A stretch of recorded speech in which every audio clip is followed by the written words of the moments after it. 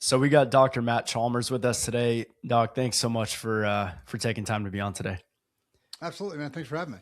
Absolutely, And we're absolutely. excited about him as a guest because he's Mhm. not just in the medical field of things in the holistic spaces, but he's also running for city council in Frisco. Yes, yes, he is, and we're super excited about that because we need people that are actually going to fight for what's right and for the things of God and stand on God's word. There's a lot of people that say that they do that, but they don't actually do it. So, just very grateful for you, everything that you're doing, of course, in the health space, but also for being somebody that has been willing to answer the call. So, yeah, just thank you so much for that.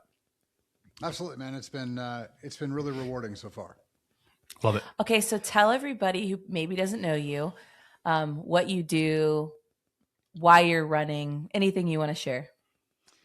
Um, so, so my whole CD is kind of long, but I haven't ever given it. So I guess I'll go through that and it'll answer that pretty quickly. So, 2007, I graduated with my chiropractic degree. I also got my takes about 2 years to get my neurology degree. The neurology taught me so I developed neurologic reflexive inhibition, which is a non-invasive way of treating plantar fasciitis, carpal tunnel, frozen shoulder, and scoliosis. That's really, really effective. And then a little while later, we started doing a lot of metabolic work, and I started helping people with things like cancer and rehabilitation from cancer and stuff like that. And Dr. Bain wrote the book, How the Chiropractor Saved My Life, about what we did with her and her cancer and how it changed her from a medical philosophy to a functional medicine philosophy. And now she's one of the top functional medicine docs in the U.S. And then a little bit later, I developed we were working on fibromyalgia and I developed a supplement that helps with fibromyalgia, but now it completely blocks hangovers. So people kind of get it for that more often. That's funny. I wrote my book, Pillars of Wellness, and that ended up being a bestseller. So that was fun. And then I helped design, develop, and bring to market a sublingual cannabis strip that blocks pain like opioids, but it doesn't give you the addiction and death. That was my attempt to push back against the opioid epidemic. I did a TED talk on it, which was really, really cool. And then during COVID, I figured out how to fix COVID for the vascular function of COVID with using quinine and hyperbaric oxygen. And we saved a bunch of people's lives here in Frisco. And that was really, really cool. I then posted about how to do that, and that was not a good idea. The government does not like that information getting out. So that destroyed my social for a while. So that was not good. And then I've taught about 50 offices how to do hormone and peptide therapy, medical and med spa offices this year, how to do peptide and hormone therapy. So that's kind of what I've been doing. I've been doing a whole lot of, figuring out what's wrong and fixing it with people. We've done hormones and peptides and metabolic work for 7 or 8 years now. It's been really, really beneficial, and it's been really, really rewarding getting to tell people who've had diabetes for 20 or 30 years they no longer have diabetes. That's super fun. But that's basically what I've been doing. It is I feel like it's my job to push back against the idea that the body wasn't designed in a way that's designed to heal itself. We don't need pharmacology. We need physiology. The way that God put the body together is unbelievably amazing. And if we just lean into it and give it the tools it needs, it'll heal itself the vast majority of the time. So that's kind of the big message I try to push out. And it's been really, really fun. I always tell the medical docs I work with, I'm like, you got to be careful if you hang out with me. I'm going to turn you into a functional medicine guy. And they all laugh and go, ha, ha, ha. And then like 2 years later, they're like, I'm taking my functional medicine. I love it. I love it. Man, one of the things I love about being around you, man, is you can totally tell that you're passionate about this and it's genuine. It's not just like a gimmick or something you're trying to make money on. You genuinely care about getting to the root cause and problem and helping people out, which honestly makes sense and correlates to why you would run for city council. Because for you, right, is you at the heart of it and the root of it.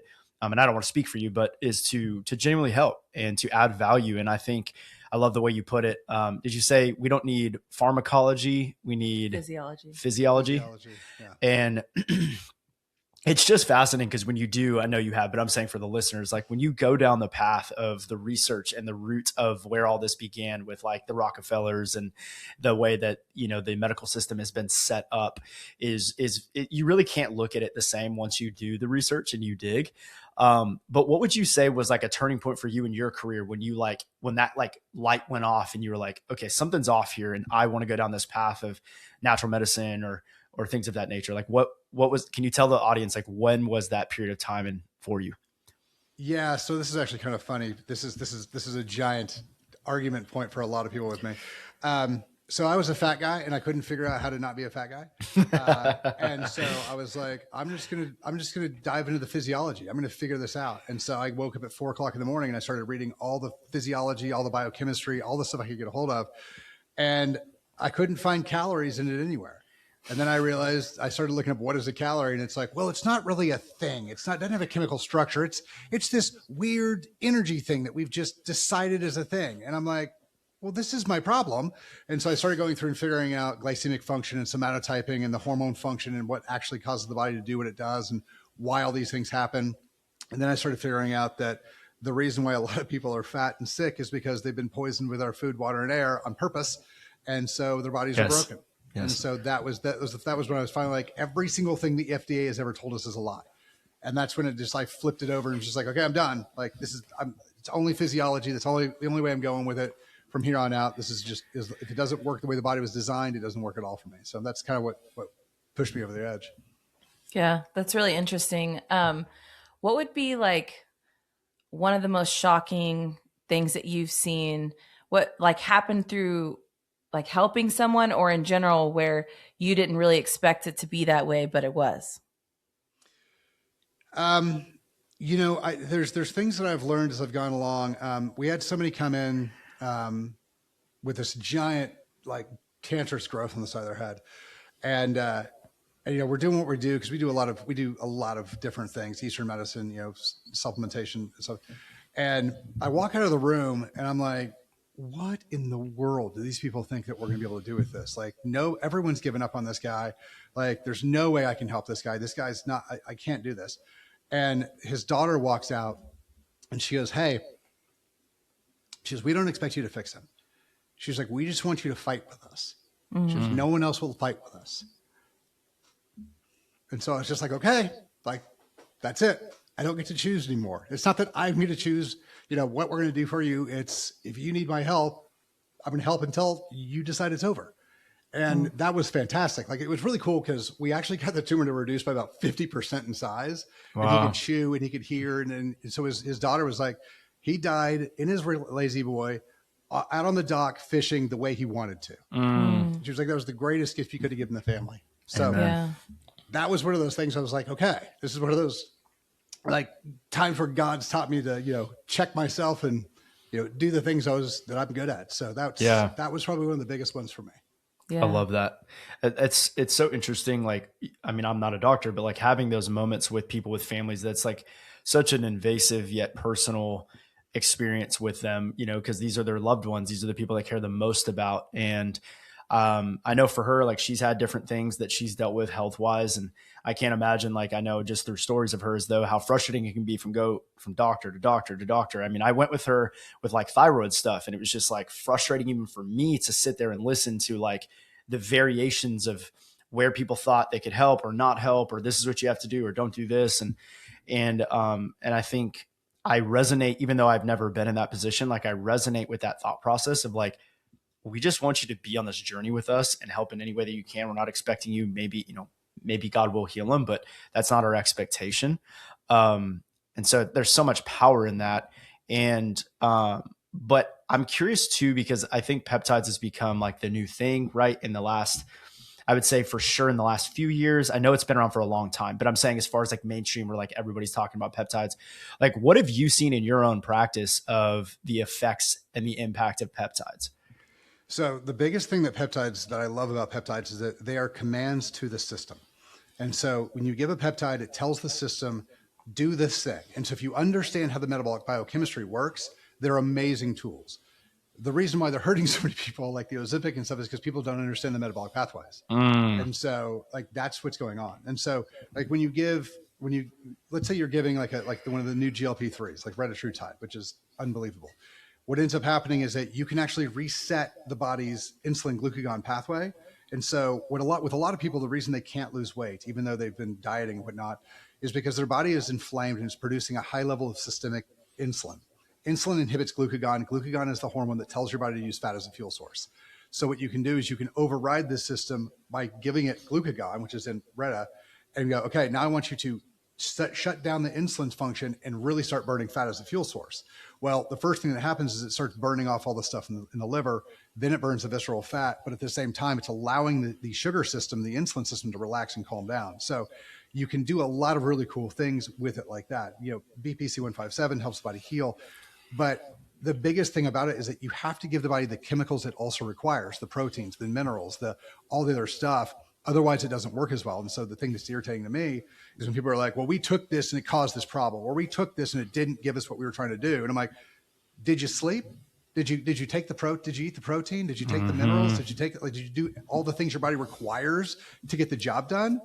And they're like, well, I think so. I'm like, no, you didn't. And that's the issue. So people not using them right is probably the biggest problem I have with them. Yeah, that makes sense, because I know like even so many girls around me, they're like, they see it as a quick fix thing of like, I want to lose this baby weight, or I want to lose this, but they're not eating enough protein. They're not working out. So they're losing all their lean muscle mass, and they're having like gallbladder issues and all these other issues. And their bones, right, are eroding. Well, no, it's not that they're eroding, but their bone density, they're losing bone density. And it's so crazy to me because, it's like that fin or whatever it was in like it was the early 2000s. Yeah. And people just think, oh, okay, well, we'll just slap on this quick fix. But everything that you take or everything that you ingest, there's some kind of exchange. And so if you don't have those foundational core things, your problem is probably not that you need that. Maybe it's that you need to do some of those foundational things first. And then if it's not working, then you step in and get help, One of the things I love is like, we'll get guys in and, they just went through a divorce or whatever. They just woke up and they're like, oh my God, I'm a big fat guy. I got to fix this. And so they come in and I'm like, all right. I'm like, so we go through all the fat loss stuff and all this type of stuff. And I'm like, all right, let's talk about getting your back in the gym. Let's build this muscle mass. And they're like, I just need to lose the weight. And I'm like, all right, okay. And then like 2 months later, they come in and they're like, hey, yeah, I've lost some weight. I'm really excited about that. Like I've lost like 30 pounds. I feel great. I need to build some muscle up. And I think I've figured out is that apparently a lot of guys think they're jacked underneath. If they just got rid of the fat, they'd have a beautiful 6-pack and they'd have nice, like everything's gonna be great once the fat goes away. And I'm like, if you haven't built it, it ain't there. Yeah, so exactly. That's I think one of the funny things. Is it your longevity and your lean muscle mass? Like even like they're finding all those studies of like your legs, like the amount of muscle that you have in your legs is a key indicator of your longevity. Yeah. So the vast majority of your metabolic function happens in your muscle tissue. So all the energy production that we have happens inside the mitochondria, which are in your muscle tissue. Yeah. And so you want to talk about longevity, you want to talk about quality of life, all those things stem from muscle function. And so, you've got to build it up. It's one of the most important things you can do. And it doesn't take giant amounts of time. Like it just takes consistency.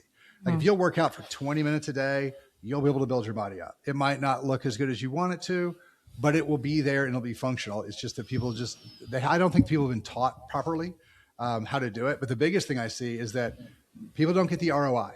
And the reason they don't get the ROI is because they're broken. Like guys will come in here all the time and they're like, I've worked out, I've dieted, and it just didn't work. I'm like, well, your testosterone's 300. So that's a major problem. You can't sleep, so you're not going to regenerate or heal. And you've earned an insulin block.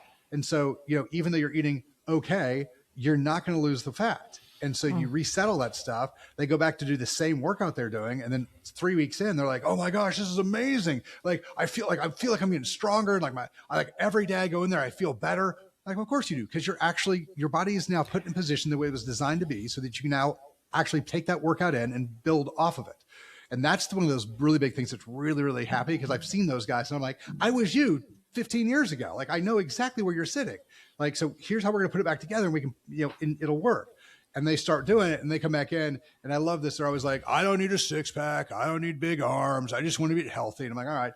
And then like a couple of weeks later, 2 months later, they come back in and they go, so you remember when I told you I didn't need a 6-pack? And I'm like, yeah. And they're like, I'm just curious. What does the protocol look like if I did want the 6-pack? And I'm like, you're in forever now, buddy. Yeah. Now you're getting ROI. You're gonna get there. It's awesome. It's so much fun. Love that. With peptides, do people need to be aware or concerned of like low quality peptides, right? Because again, it's such a phenomenon. Yeah, sourcing. Yeah. Like, what could you speak to on that? So that is a massive, massive thing. And it's funny because people are like, well, you shouldn't take stuff from China. My cell phone came from China and it works great. So what you really want to do, and this goes across the board. I don't care where you got them. If you got them in America, wherever you get them, you need good quality certification of analysis. From a real COA lab that's at a real place. The best thing to do is buy them and send them in yourself. But get those COAs. Like, is it pure? Like, is it 99 point something percent pure? If it says 10 milligrams, is it 10 milligrams? Is it 8? Is it 15? Make sure you get the dose right. And then where's the heavy metals on it? Like, if all those things are clean, it's going to work pretty well. So that would be the thing that I would tell people. Like, that's the thing you want to check the most is it really what's on the label, dose wise, the whole thing, and is it loaded with heavy metals? If it's clean, it should be great. Yeah, that's great. And then what about, like, let's say somebody's like listening to this and they go, yeah, I want to get on peptides. And, I found somebody that's, it's a really high quality source peptide. Is it something that people need to stay on for the rest of their life? Does it inhibit like the natural production of something depending on which peptide they're taking, to where, if they take an X peptide that does X, is it going to stop their body from producing that thing naturally and then they have to stay on it forever? Or what's kind of the thought process on that, if that makes sense? Yeah. It depends on your goals. And I always make sure that when we sit down, we always get very, very clean on our goals, because that's how we know, are we getting closer? Are we getting further away? When do we need to stop? Like, what's going on? So that's the first point. A lot of these things are naturally occurring within you. So like GHK copper, like a lot of these peptides can never be patented because they're naturally occurring. And so you can add these things in. There's a point where you're like, it's beneficial. And then you get to a point where you're like, okay, it's not adding enough back in to be, even more beneficial. So there's a dose limiting amount. So far, if we can exclude some of the GLP-1s for just a second, there's not really a lot of danger with most of these things of doing them for quite a while. There's growing evidence that things like retatrutide might be one of those things that a lot of people want to stay on for a long period of time, not because of the fat loss thing, but because of the inflammation piece. Like, I have a bunch of women who've come in, their endometriosis, their PCOS, and their PMS issues are completely fine. Like, what's funny is because I've done so much work with women. When my editor wrote my book, did my book, she was like, "Why don't you just tell everybody you're a women's health specialist?" I'm like, "Because I'm not."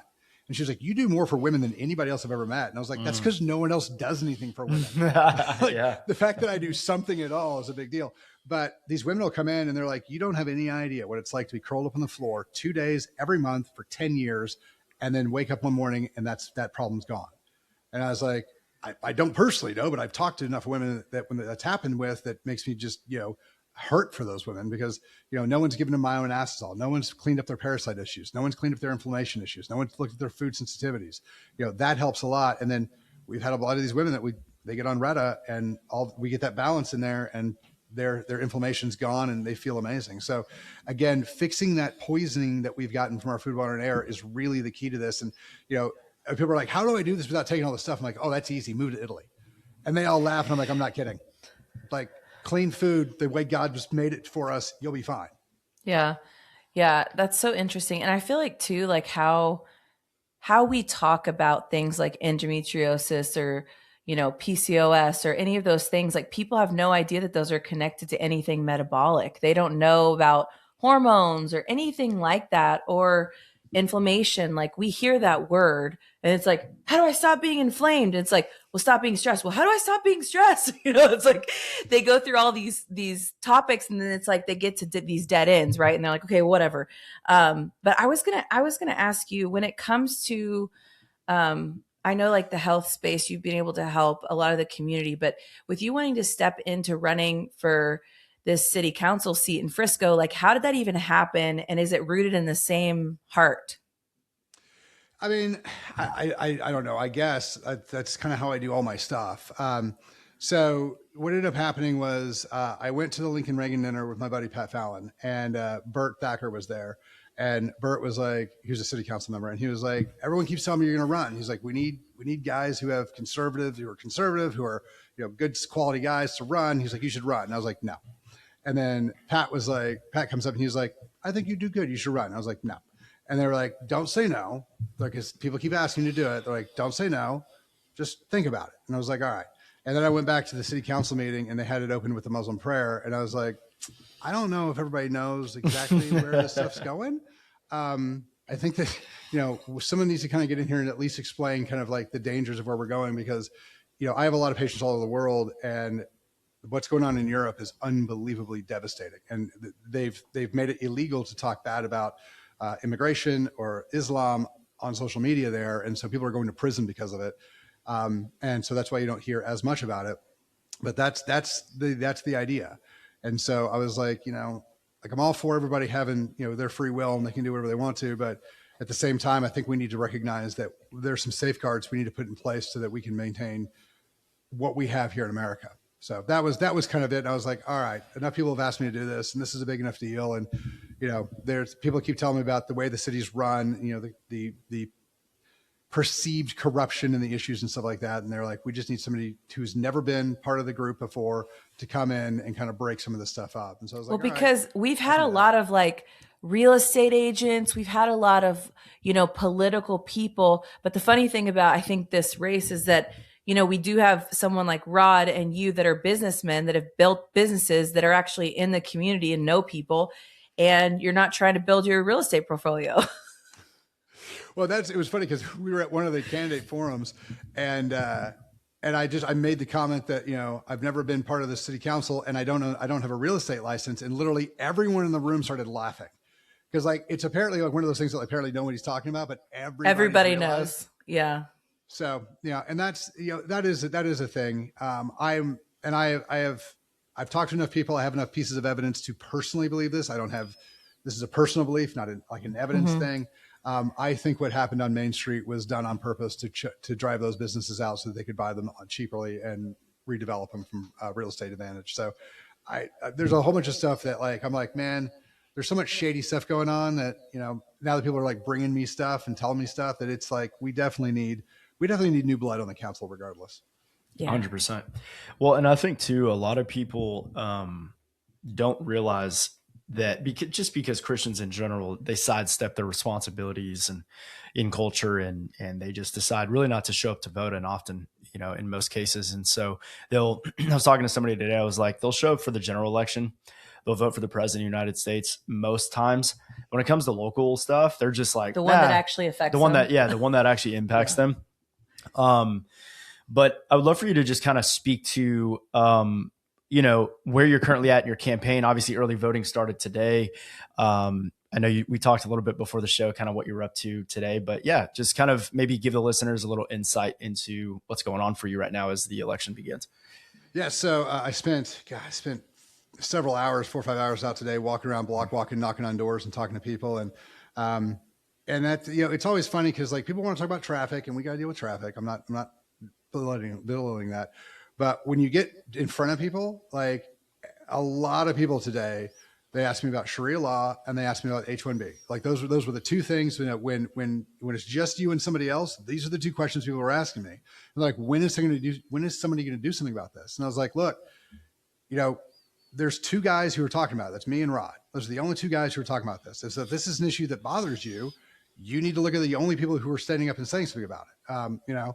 And it's one of those things where, if that matters to you, if that's a part, if it doesn't matter to you, then I'm not your guy anyway, because that's something that I'm going to start working on regardless. So if we get in, but that would be probably the weirdest thing for me, is that like no one I've talked to in the past couple of days, I've probably talked to, 100 something people. Not a single person has asked me about traffic.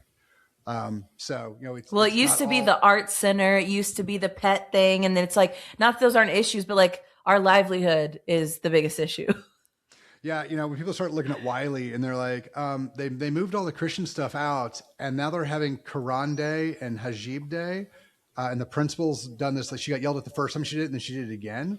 Like what's going on with that? And Wiley's not that far away. And then like, all the different things that are coming on here, people are starting to see it, and they're starting to be like, why is nobody talking about this? And I'm like, well, because there's a voting block, and then there's a financial block, and that matters to people. And like you said, like there's not a whole lot of Christians who are deciding that they're going to go and they're going to go out and they're going to vote. Frisco has like 200, like I think they have just around 200,000 registered voters, and this vote will be less than 7,000 or 8,000 votes. Mm-hmm. So that's really where it is. So if it's one of those things where you're like, okay, I want to go out and I want to do something, this would be your thing. we all talk about, getting involved, at your church and stuff like that. You're like, okay, we should give, we should get involved. Get involved in your city. Like, go vote for the people who are going to be, if nothing else, vote for the Christians who are going to be on your political team. Because if you don't elect good Christians to help run your politics, you're going to get politics written by people who are not Christians. And that is not going to bode well for us as Christians. It hasn't boded well for us any time in the past. If you look at what's going on in the country, it looks like, we don't have a whole lot of Christian leadership. And that's probably why we're all so angry about where we are. Yeah. I love the way you put it. You said good Christians, right? Like, Christians meaning we're followers of Christ. And, I think what's incredibly frustrating for most people, at least I can speak for myself, what's incredibly frustrating is that, and I want to honor you for coming to the forum that we did at our church. You and Rod were the only two candidates that showed up to the forum. I don't even know how fast it was, but I sent out the emails and all of a sudden you were like, yeah, I'm in. And I was like, who is this guy? Because I didn't know you. I was like, I like him. Who is this guy? And I think there's so much that's spoken in that, like we think about Jesus, right? Like, there's so much to learn from through his decisions. And I think in life, a lot of people don't really think through the consequences, the ramifications of their decisions. And, when we got to do the candidate vetting, we got to ask people legitimate questions. And for those that did not show up, we asked that question, like, why did you choose to go to the Islamic Center? And of course, it was the same politically correct response. But what I'm getting to is, I love that you pointed out the good Christian thing, because there are people that are in office that claim to be Christian, and they think they're going to get your vote because they say they're Christians. But again, do their actions actually line up with Scripture? Does their actions actually portray a biblical worldview? Because most don't. And so that's one of the things I loved about you. And I didn't even know that you responded that quickly. Like, I know, yeah. And it makes sense though, getting the chance to know you and stuff, as to why that would have been your response, that quickly. Yeah. No, it was, it's been, when you sit down, because I've spent a lot of time, probably one of the best things I did was I built a gym in my house. And so I get to spend about an hour a day by myself. And that's been my quiet time. Like Arthur at St. Andrews was like, you've got to find a time in your day where you can be quiet with God and just go through it. And that's my time. And I spent, 2 years beating myself up and walking through it and reading and trying to do that, while I was working out. And that has been such a big piece for me, because I've gotten to figure out where I stand on things. Yeah. Because it's like, when you go through and like free will is such a giant part of what I believe in, because I see it. That's the common theme throughout the entire Bible. I'm like, God made the world and he made it perfect, exactly the way he wanted it. And the first thing we did was we decided to disobey him. Well, what that tells you is that he left that ability in us on purpose. That's right. And then, when you get to Christ, is that Christ isn't what saves you. Your decision to follow Christ is what saves you. So again, it's a free will thing. Yep. And it seems like the most important things in the universe are hinging on our free will and our choices and what we decide to do every single day. That's right. And so that's why it's such a big deal for me to, one, preserve everyone's free will, but two, to understand the decisions we're making and try to make them in alignment with the purpose that we were put on the earth for. Yeah. What's really interesting to me is through meeting the candidates, through watching them, I was at the last candidate forum that you guys all did. And it's just very interesting, like from our vetting specifically, like the ones who consider themselves Christian, they would say ICF. They weren't comfortable saying Islamic Center Frisco. They always shorten it and they say ICF. And I said, why aren't you saying the actual name? Like, is it because it makes you uncomfortable? And like some of the candidates had told me, I made the decision to go because of my commitment. And my question back to them was, what if your commitment is at odds with your conviction? Do you drop your commitment if it's aligned wrong? If your conviction outweighs the commitment? And they were like, well, I went to go share the gospel. And one of the people vetting with us said, did you share the gospel? And they said, no. And that's just where we are. I'm just telling you, like, I've seen so many candidates, whether it's been on their social media or in interviews or whatever, and they say things like, people are talking about things like Sharia and HB1s, and we can't do anything about that. Like they're giving empty promises. They don't understand politics because they've never been in this space before. And it's so crazy because one of the things I like about you is that you have creative ideas. You actually have a mind that's not bound by the system that they've been aligned with. And you understand that you can actually make alignments and come up with creative solutions for things. And it doesn't have to just be like, oh, this is a federal issue. Actually, it's a state issue. It's a county issue. There's a lot that goes into it. And so I was going to say, like, based on some of the things that you've been seeing come at you coming into city council, what are some of the creative ideas that you have put forth that are things that people have never thought of? Well, on the H-1B thing, so my wife is from Lebanon, and people hear Middle East. It's like Lebanon's the only country where the president has to, by law, be a Christian. So just as an FYI. Yeah. She's a Christian, and so I've learned a lot of things about how the world works and stuff like that. But when you look at the H-1B thing, and it's fraud. Like, this isn't an Indian thing. This is a fraud thing. And I don't know. People are like, you're racist, and I'm like, so as long as it's a different race for me, we should allow illegality. We should allow fraud, because I don't want to be called a racist. Like, and I've been called racist a lot lately, but like that's not okay. Like, that's not okay at all. HB1 is not for a race. Right. And I love the H-1B idea. Like, we're going to take the best of everybody in the world. Yeah. Like, go get the best programmers and doctors. Whoever. I want the best of everything here. Yeah. But the one of the things we can do, and this is the thing that kind of irritated me, because it took me like 5 minutes to figure out. So all of those ghosts, all the houses that have, all the 4 or 5 LLCs, and each LLC has 10 people employed with it. Yeah. What our zoning codes actually say is that you can have 2 employees that are not living in the house any more than that. And it's a violation. That violation is up to $2,000 a day. Here's the thing. They don't have to be at the house. So if you have an LLC that says there's 10 people employed at that residence, that is a violation.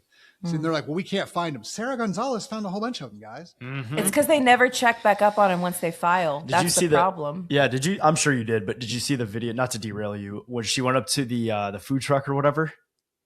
What happened? So she went up to this guy on an H-1B, and she had the LLC for that business, and it was supposed to be, it was under his wife, and he wasn't on it, yet he was running the business. And so she exposed him. And anyway, it was just very interesting. He's like, well, I'm not working. I'm kind of helping here. Like, if he was like, that other guy, I think his name's Alex. He was coming through, and he was like asking all those people in Wiley and all the areas up north. He was like saying, so you're at 7-Eleven. Are you here on an H-1B? And they're like, yeah. They're like, you're working at a 7-Eleven on an H-1B. They're like, yeah. Yeah. So, well, and here's the other side of it. So they've already put this as precedent.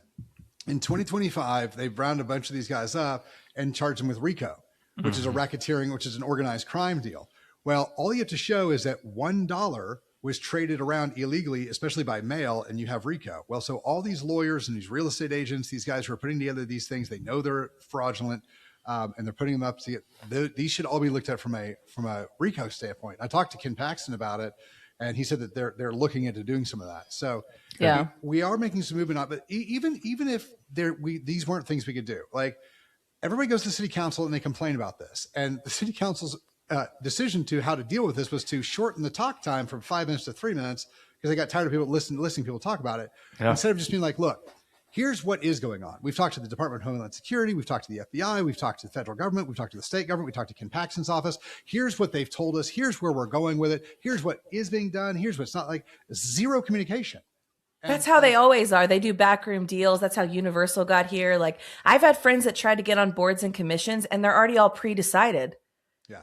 It's crazy. And I was just going to say, like, based on a lot of this stuff, though, it's pretty amazing in a negative way how many of the people even running against you or running in similar places, they say things like, those things aren't happening. It's like they want to have these blinders on of like, y'all are making this up. I'm like, are you living in the same world that we're living in? Like, I have a friend, her sister was just in an immigration office today in a different country, and she said she said probably 90% of the people in the office were Indian.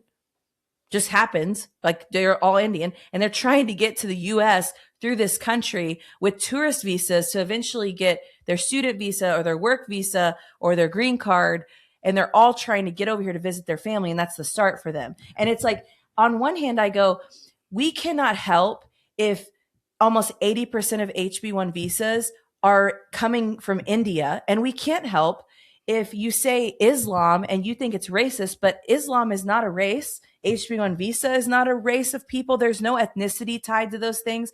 It's just, if you see a duck and you're like, is that a duck? You're not like, wow, you hate ducks because you're pointing out that there's a duck. You know what I mean? No, but like, that's honestly how the left has combated everything over the last 5 to 7 years, is like, let's just call everything racist. Let's call people bigots. The moment that they point out evidence that's factual on something that they know they're doing illegally. So no, it's been an issue that's kind of been growing for a while, and I think it's because, and this quote is becoming, the quote of, like, the reason that evil prevails is because good men choose to do nothing. Yep. Like, you hear that and you're like, I'm sure that's true, and then like, as I've been going through this, I'm like, why has no one said anything about this? This has been a problem for so long. Why has no one said anything?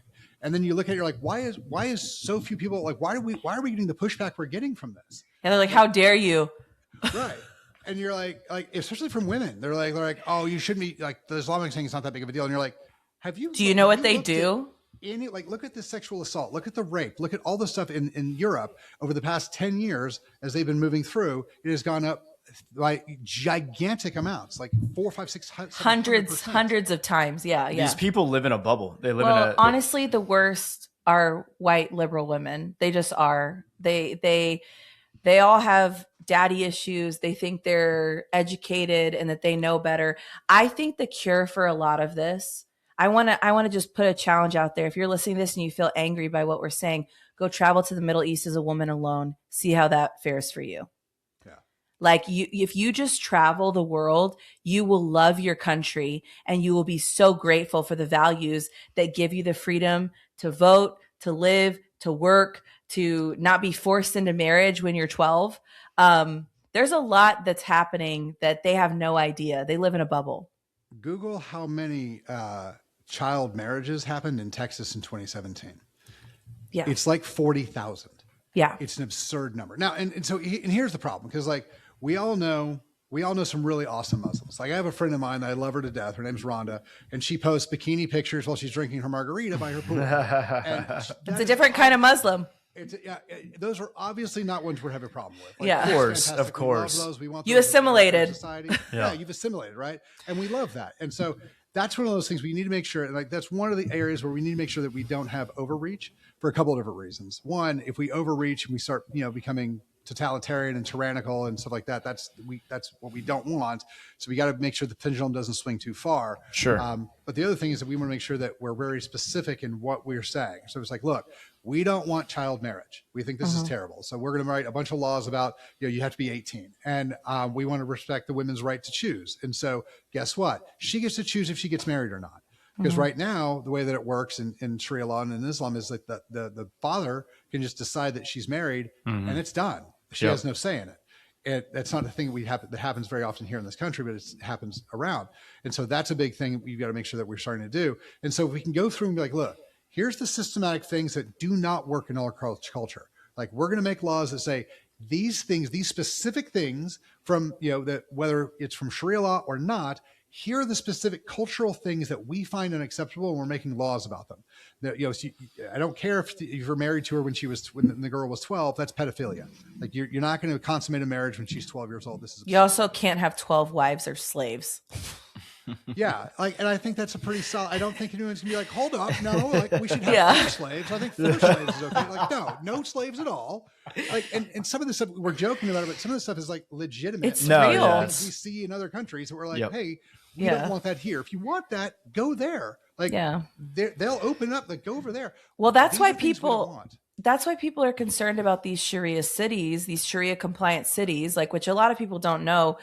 We have Islamic banks that are Sharia compliant. We have Islamic schools. We have, Islamic tribunals. We've had people doing this since the 90s. And what gets dangerous about that is that they have their own way that they handle funerals, marriages that have nothing to do with our systems. It boils down to a lack of assimilation. Like you nailed it earlier. Like if you want to come to America, and great, come help.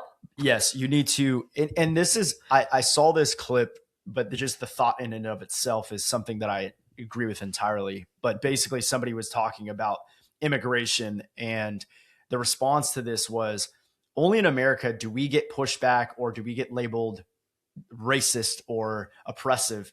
But countries like Japan do not get any pushback on Switzerland, on preserving their culture and wanting to remain majority Japanese. Poland, Mexico, China. I mean, you could go down the list, but only America is the place where people have an issue when we start talking about preserving culture. If you want to come here, you need to assimilate to our culture. You need to adopt the Constitution as your main law as source. your main law source. And my problem is, again, it's not everybody, but I mean, I've got a buddy of mine whose good friend is in Aubrey Police Department, and he's like, all the time I'll pull these people over, and they're like, I don't abide by your laws. And that's where it gets really dangerous, right? Is like what Keela's saying is, and it's funny you say these women or whoever is like, oh, the Sharia thing's not really happening. Why are we voting on it then? If it's not that big of a deal, why is it something that's on the ballot? And honestly, that made me angry in and of itself, because I shouldn't have to be voting in America, in Texas of all places, to ban Sharia law. That's a problem. Well, and so the problem we get into with this, and the people are like, well, we already voted it out, so it's not going to be a thing. Like, no. Well, here, we can always have to vote again. So if you have a city, this is why drugs are illegal. People voted that drugs are illegal. I'm pretty sure there's a lot of drugs going on. Murder's illegal, so it doesn't. Yeah, exactly. So this is one of those big things that I think we kind of have to start to recognize is this is why city council is such an important deal. Because here's what happens. If you had a city, whether it's Islamic or whether it's, green men from Mars, it doesn't really matter. If you have 7,000 or 8,000 families move in, you now have a voting block large enough to change the entire structure of the city council. Then you can start changing the laws and the zoning codes and everything else. And now you can design the city however you want to. You nailed it. And a lot of these city councils have enough power that the state comes in and goes, you guys can't. And they go, yes, we can. The citizens asked for it. The citizens got it. We've now changed the laws. And so again, you can be like, well, in the city of XYZ, because of all the people who moved in, we have now changed culturally and legally, what the definition of beating your wife is, or we've changed, what exactly rape is, or what exactly, whatever. You can change these rules whenever you want to. And so that's the thing we kind of have to worry about is like, if it's one or two, it's not that big of a deal. But when you have a giant, the design is for a giant block of one type of race, one type of religion, one type of whatever, to only live in a specific area, they're going to own the laws in that area immediately. And I don't think people understand that. Absolutely. If there's kind of one, you don't have to keep it to just one, but if there's like a final thought that you would like to leave to our audience about both, health related stuff, politically related, love to get kind of just like a thought or a final word. So a lot of my stuff, because Keela, you asked me this earlier, a lot of my health and a lot of my politics and all of my stuff comes from the single path of me trying to get as much of my life to fit in the boundaries of the Bible as I possibly can. And so that's when a lot of this comes out, is, we have to make sure we instill free will in everybody. We have to make sure we maintain that. We have to make sure that we still instill and maintain grace and that type of thing. But at the end of the day, it's, how were we designed?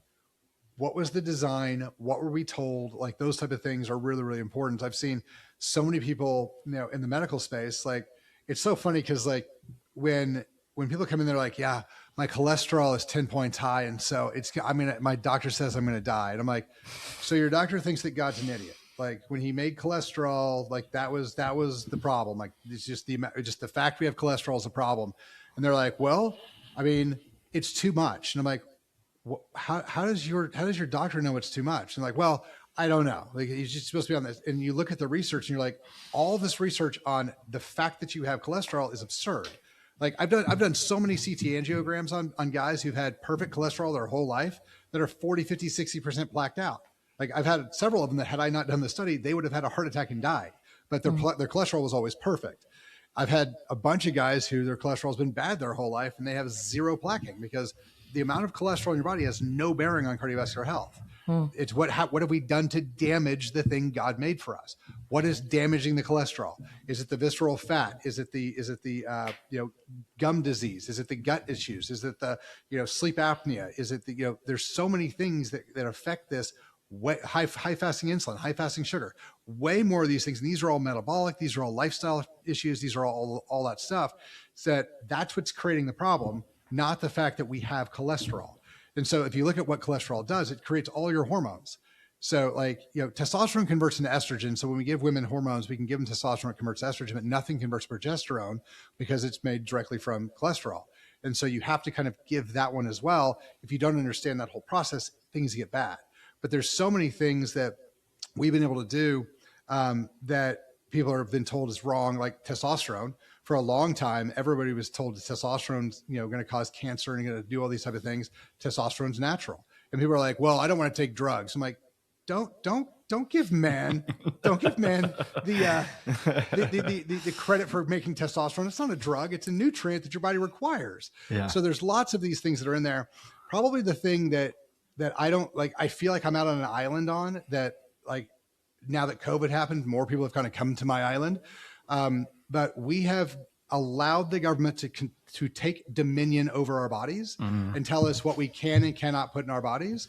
And what that has done is it's allowed them to think that they have the power to tell us what has to go in our bodies. And so the problem we get into this from a Christian standpoint is that sooner or later, they're going to be like, we're going to put the mark of the beast in you. We're going to put the chips in your head or in your hand, and you have to have them. And this is our forcing because we've decided we own your body. I can talk to people all the time. I'm like, I have to get a prescription for antibiotic eardrops. Why do I have to ask the government for permission to use eardrops? This is absurd. Like we shouldn't be here. We've known, and I love that this finally came out because we've been using psychedelics for first responders and veterans for a while now. I had a charity set up for it. We did a podcast. It was amazing about fixing PTSD and addiction. And it works really, really well. And there's almost zero downside when you do it right. And we've known it since the 60s. We went through the entire opioid epidemic, and our government decided that it would be better for profits if we left everyone addicted to it than give them the cure we knew we had. Yeah. And it's stuff like this that makes me infuriated because, a lot of people knew how to use them, but they were not allowed to use these tools, these techniques that God gave us. These are naturally occurring things, and they don't kill you. And so like the overdose on this, like you'd have to eat so many psychedelic mushrooms that you would throw up from the amount of mushrooms you ate before it would ever cause any problems with you. But you can also, we've used it a lot to knock out PTSD, knock out addiction. And you do it once or twice and they're good. Psilocybin, ayahuasca is amazing for this. And so like, there's a lot of things that we know how to use right now today that could save thousands of lives, get people off SSRIs. But since there's more money in it, the money tells the politics what to do, and the politics then keeps us from having the access to the tools we need to fix ourselves. And that is the big thing. I think I would really like people to understand is that one of the biggest things we need to do as Christians, as free people, is to go to the government and be like, you have way too much control over our lives, and we are going to start taking that control back because we deserve it, not you. You've shown us with COVID that you don't have any responsibility with this, and we want all of our rights back. We want them right now, and we're going to tell you what you get to have. That's how the Constitution was formed. Come on. That's where we need to go with this, because right now, like, and I use the word dominion over our bodies on purpose because I need everybody to understand what is actually going on. The government believes that they own your body, and they believe they can do whatever they want to your body because they believe they own it, not you. And that's 100% in the antithesis to the Christian ideal. Your body is your temple. It is yours. God gave it to you. You're the one who's supposed to take care of it. You're not supposed to delegate that out, and the government is not supposed to take it from you. And so these are big pieces of again, this is the fire up stuff I get because this is the stuff that I want to do. Like when we get in, like how many of the rules can we just get rid of because we don't actually need them? And like, I want to start peeling some of this stuff back because like, money is not necessarily finite, but power is. And either the government has it or the people have it. And that's where the things are. And the problem is that the government has way too much right now, and we need to start bringing that back up so that people have more power. That's one of my major soapboxes. And people are like, well, give me an example of city council. I'm like, well, I don't have a great one of city council, but this is just the overarching function of how we should all start to just kind of wake up and be like, no, you guys are screwing with us way too much. We want this power back. I think Main Street's a pretty good example. I also think that I just think it's so interesting to have someone with your background that could potentially be on city council, because if you just walk around the streets, people are depressed, they're anxious, they're unhealthy, they're at their wits' end, and they don't know who to go to for help. And it's so interesting because if we just had more of the mentality of, it's not like work-life balance, but just understanding that you can actually have a healthy life, and we don't have to have, I think as humans, we're hardwired, honestly, to have an authority. And so a lot of times people will be like, no kings, whatever, but they have no problem with COVID, or they have no problem with the Biden era administration of things that they tried to do, or even Obama, threatening to take down churches and 501c3s and all that kind of stuff. And it's like, well, you don't actually have an authority issue because you're willfully submitting to the vaccine schedule or to any other things that a doctor just tells you to do without any question. But when it comes to the things of God, that's where you have an issue, where you actually have to take back the responsibility for yourself and say, oh, I'm not just going to listen to what you say, but I'm going to actually give my authority to God because he's the one that gave me the freedom in the first place. That's where people have a harder time with it, because they have daddy issues and they have authority issues in a different way, right? They want to blindly obey, but then they don't want to submit that authority, if that makes sense. So I think it's really interesting to have someone like you with this perspective. And I really hope that people in Frisco show up.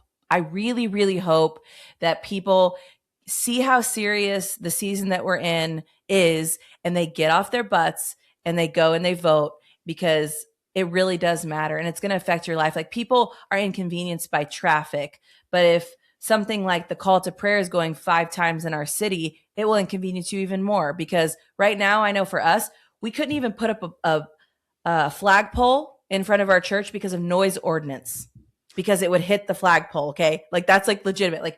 Frisco is so hardcore on their signage, and we can't hardly do anything in Frisco, which keeps our city looking nice. But I just think about it's going to eventually affect your kids in school. It's going to eventually affect you. And hopefully you care enough to where we can do something now and get people like you in that can help us think differently, because I think that's one of your superpowers is you're a creative thinker. You're going to help find solutions, and you don't have to do it the same way that we've always done it. So I just want to thank you for your boldness and for being willing to step out, no matter what people have said about you're not a politician or you're not doing it the typical way. Good. Maybe you're creating a new path, and I just appreciate it. So I just wanted to say thank you. I appreciate it. And then one of the things, when you talked about depression, so mental health is I have a master's specialty, and it's a certification, not a master's degree, in neurolinguistic programming. And so I've done a lot of work with the way that the mind works with stuff. And I love psychology and that type of thing. But as far as depression goes, depression is not hard to fix. So if you take, especially with men, you take a guy, and I've done this a lot. You take a guy and you bring their testosterone levels back up where they're supposed to be. You bring their D3 back up where they're supposed to be. You feed them meat, and you have them lift weights, and you have them go in the sun, and 90% of their depression goes away. Yeah. Oh, yeah. And absolutely. there's things where you're my wife just died, and you're like, sure, okay, of course, you're going to have to deal with this for a while. But people who are just depressed, you're like, what's wrong? And they're like, I don't know. You stay inside all day. Yeah. And I'm like, well, here, do this for a month and see how it happens. See what it does. And then all of a sudden they're like, oh yeah, man, my energy's up, and I can do this stuff. And so it just gets better, because again, how was your body designed to function? If we get back to original design, you will always be healthier than you are today. Absolutely. Go vote for Dr. Matt for sure. We're going to put all of your information in the show notes. Yeah, just go ahead and talk about where people can find more information on you and things like that. Yeah. So I do a little 10-minute podcast every morning under, Dr. Chalmers, the number 1. That's on Instagram and Facebook and that type of stuff. And so you guys can find that one there. And then chalmerswellness.com.